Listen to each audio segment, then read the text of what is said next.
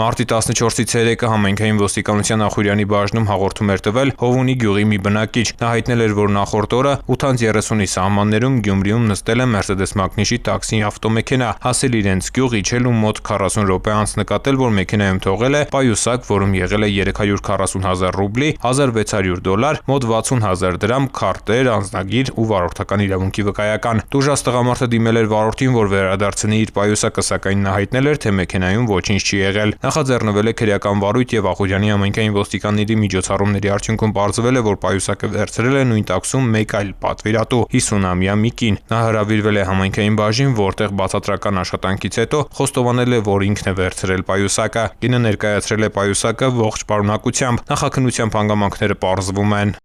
Ծանուցում հանցագործության համար մեղադրվողը համարվում է անմեղ, քանի դեռ նրա մեղավորությունն ապացուցված չէ քրեական դատավարության օրենսգրքով սահմանված կարգով՝ դատարանի օրինական ուժի մեջ մտած դատավճռով։